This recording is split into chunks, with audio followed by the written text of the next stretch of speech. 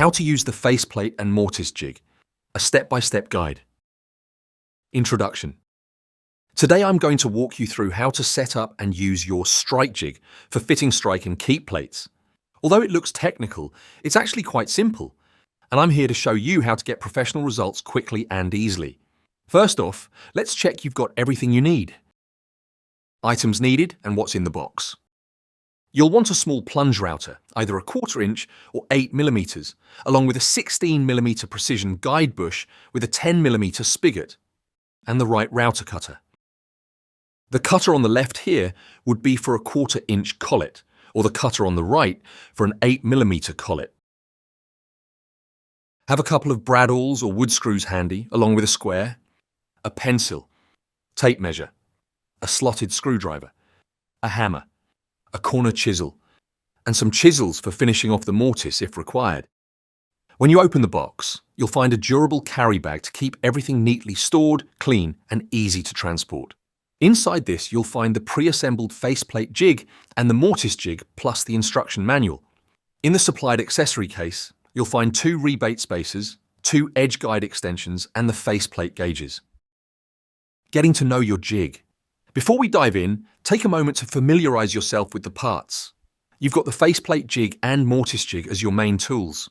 Both the faceplate jig and mortise jig have sliding plates to accommodate all common tubular latches, sash locks and deadlocks, including 2, 3 and 5 lever mortise locks. The faceplate jig has 2 faceplate gauges labelled AB, 2 interchangeable top and bottom gauges, and a deadlock gauge. The edge guides are on the faceplate part of the jig. These set how far in the strike plate sits from the edge of the door to ensure the door sits flush to the frame. Rebate spacers and edge guide extensions come into play if your door has a rebate or doorstop.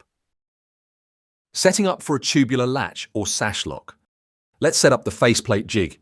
If you're working with a tubular latch or sash lock, start by marking the center line of the strike plate with your pencil. You can apply masking tape to the strike plate to make the pencil line clearer if you need to. Loosen the screws on the A, B and top-bottom faceplate parts and fit the corresponding gauges in. Note that all the gauges are designed to only fit one way, preventing incorrect positioning. This keeps things nice and simple. Place the strike plate on top of these gauges and adjust everything so it fits snugly around the edges. Make sure the strike plate's center line lines up with the jig's center line. Once everything's in place and square, tighten those screws carefully, ensuring they are firmly nipped up by hand to prevent movement when you route. Then take out the strike plate and the gauges. Now you're all set. Setting up for a deadlock. If you're fitting a deadlock, the process is pretty similar, but with a slight twist. Mark the center line on the deadlock strike plate. Then loosen the screws on the faceplate parts as before. However, this time you need to insert the deadlock gauge along with the top and bottom gauges. Place the strike plate on. Reposition for a snug fit. Align the center lines. Then tighten all the screws by hand. When that's done, remove the strike plate and gauges. Now you're all set. Setting up the mortise jig. Firstly, loosen all the screws on the mortise plates. Then you will want to measure the height of the mortise you need. Take your height measurement, divide it in half, and adjust the top and bottom plates accordingly. Then tighten those screws back up. Then measure from the back edge of the strike plate to the back edge of the mortise and set the back edge plate. Finally, measure from the back edge of the strike plate to the front edge of the mortise. And tighten everything down. As a visual check, you can drop in the strike plate to each jig section to see the clearance before you set it up on the door frame to cut. Note that the aperture in the jig will be plus 2 mm bigger on all sides to account for the router cutter and guide bush offset. And positioning the mortise plate on top of the faceplate, you can see that everything is aligned around the center of the strike plate as a quick check to see everything is lined up as it should be. Positioning on the door frame. To position the jig on your door frame, calculate the Z measurement as described in the user manual. That's basically how far in the faceplate sits on the frame. To do this, you'll need to take 2 simple measurements. Firstly, measure the back of the faceplate to the front edge of the mortise aperture. Secondly, from the edge of the catch or lock bolt to the face of the door. Add these two measurements together. Set your top and bottom edge guides to this measurement and tighten them so they don't move. Marking the height on the door frame. Transfer the strike center from your door handle onto the door frame. If you want to keep things clean, use some masking tape on the frame before marking. If you're installing a tubular latch or deadlock, simply mark the latch or deadbolt center onto the frame and align the jig 0 position to this mark. If you're fitting a sash lock strike, the easiest way to get it centered is to align it over the lock in the door and transfer the center line from the strike onto the door. Close the door in and transfer the mark to the frame. Square off and you're ready to set the jig to this mark. Attaching the jig to the door frame. When it comes to attaching the jig, you've got options. You can use wood screws, bradawls or clamps. Just remember, clamps only work if your frame isn't fitted yet. Make sure the jig's edge guides sit tightly against the frame edge and that everything lines up with your latch center line.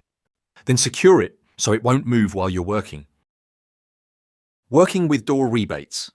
If your door has a rebate or doorstop, don't forget to add the edge guide extensions to the edge guides and the rebate spacers to the back of the faceplate jig. Then, attach the jig to the door frame as before. If you need deeper rebates, extra spacers and extensions can be purchased. Cutting the faceplate. Now you're ready to cut. It's time to set your router depth. Zero the cutter through the jig onto the door frame.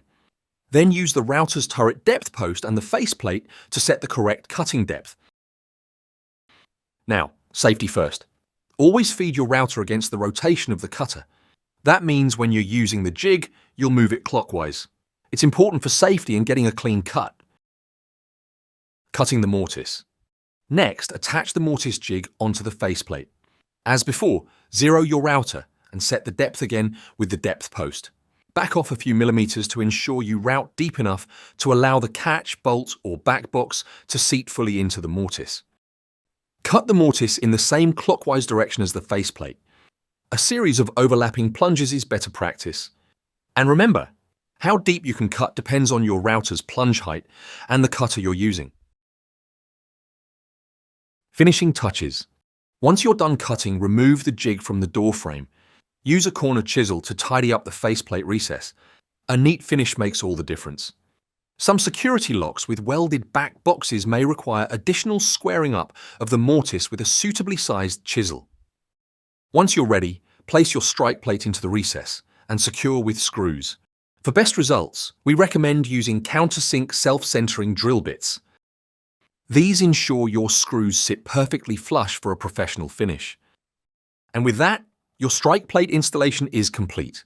When the inset position has been measured correctly, the door will sit perfectly without any rattle. Keeping your jig in good shape. To keep your jig working perfectly for a long time, always use original trend spare parts. Always give everything a regular clean with a soft cloth or brush and vacuum the jig to keep dust from building up in the guides. No need for extra lubrication, just store it in its original packaging when you're done. Thank you, and that's it. With a bit of care and these simple steps, your faceplate and mortise jig will help you get professional, precise results every time.